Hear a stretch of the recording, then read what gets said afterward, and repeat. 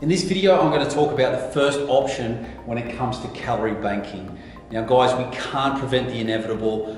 Food and alcohol is always involved in the majority of social outings, so it's better to go in prepared with some tools and strategies than none at all. And this is where a lot of people tend to become unstuck because they either pull themselves out or limit themselves altogether from any social outings in a dieting phase or a health and fitness program, which will then only lead to further binging or weight fluctuations if they don't have the knowledge for it. So in this case, we're going to go the first option with calorie banking, which basically, let's take a scenario if you wanted to go out and have a dinner with the family, or maybe even a Sunday breakfast with some co-workers. So we're going to use this example as Barry.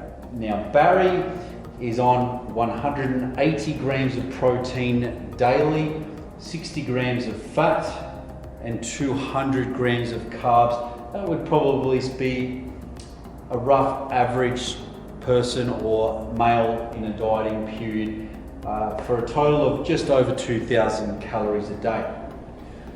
The option here on the left is if Barry wanted to plan a dinner meal with his family. The option on the right is if Barry wanted to plan a Sunday breakfast with his co-workers. He's got the option to do both. Now let's just say this gentleman was consuming 5 meals a day.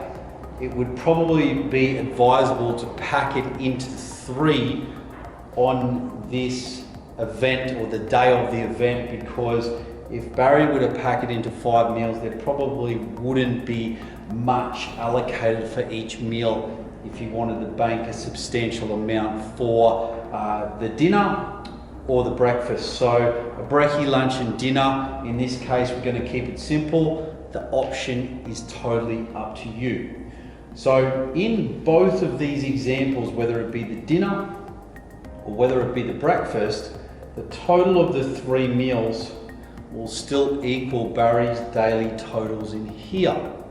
Now this is important because a calorie is still a calorie, and especially throughout a dieting period, if the body gets a major influx of calories very quickly, these calories are more than likely going to be stored as body fat. So we want to minimize any spill or any potential for that occurring. So let's say in a 24-hour period, the same amount of calories are going to be consumed by Barry, but just under a little bit of a different plan of attack. So meal 1 and meal 2 in this instance would be a lot lighter on to what Barry is normally used to. In this case, I've given an example. Again, it is only an example, but a moderate around, just a normal serve of protein, low fat, low carb meal. It might be an egg white omelette or something for that instance, and something very similar spaced out for meal 2, which might be a nice meat and salad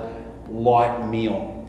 This will then bank extra calories that we can push down to meal 3. And when you think of 120 grams of protein in one meal, 40 grams of fat, and 180 grams of carbs, that gives Barry a substantial amount of food to be able to consume guilt-free for the dinner meal with his family.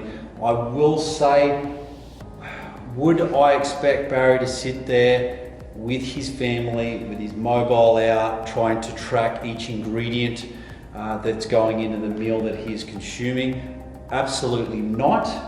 But through flexible dieting, it's forced learning of food. So over time, you quickly learn to understand what is contained in meals very, very quickly. So this will then enable Barry to know roughly what he has allocated for his dinner, and he can plan something that he thinks would closely resemble what these macros can be hitting. The other option is if they are having a family meal at home, well, Barry most certainly can make a meal to cater for 120 grams of protein, 40 grams of fat, and 180 grams of carbs by all means. And when you think of that as far as a home meal, that's a lot of food. And not only that, if that's enough once a week to keep Barry sane, well, by all means, he can certainly do that.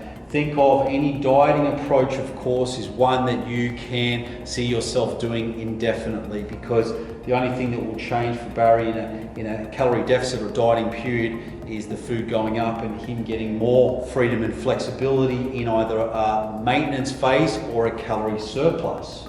So that just gives you an idea. These 3 meals will still equal his totals, but Barry's being conservative with meal 1 and meal 2 to pack some more calories for meal 3. Do I advise dropping protein further? You want to still make sure that protein is relatively evenly spread throughout the day. Fats and carbs can be dropped somewhat, but also know that you have the potential of cravings and being a lot more hungry by doing this method.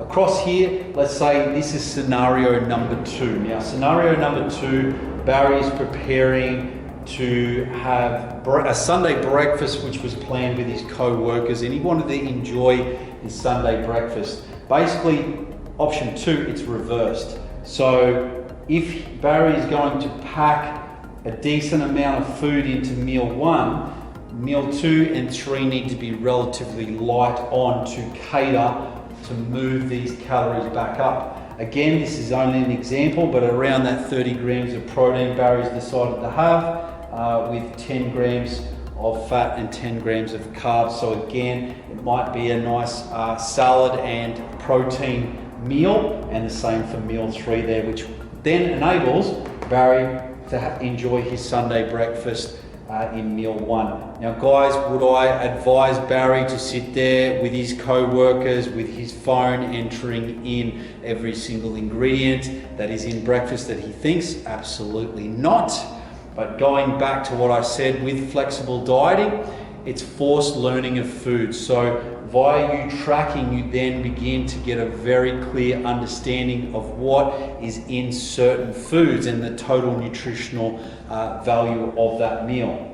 So Barry will have a very good understanding of what meal would make up to hit his 120 grams of protein roughly, 40 grams of fat, and 180 grams of carbs. This then allows Barry a bit of sanity to sit there and enjoy a Sunday breakfast, guilt-free of course, with his co-workers. Is this something that you want to do every single weekend, day in, day out, if you wanted to get maximal results? Well, absolutely not. You're going to have to pull it in that little bit more throughout that dieting period. But these strategies most definitely can be used, and you still can progress quite rapidly. But the other thing too, in maintenance phases or calorie surplus phases, this is another really good option that you can use. So there you go guys, there's calorie banking option 1. Again, this is a great option for those who are on relatively moderate calories and are planning to have just a simple dinner with the family, or even a breakfast, or even in another case, if Barry wanted to plan for a lunch, it's just reversed again, where meal 1 and meal 3 are going to be relatively light on so that he can pack a little bit more calories through meal number 2. So there you go guys, there's calorie banking option 1.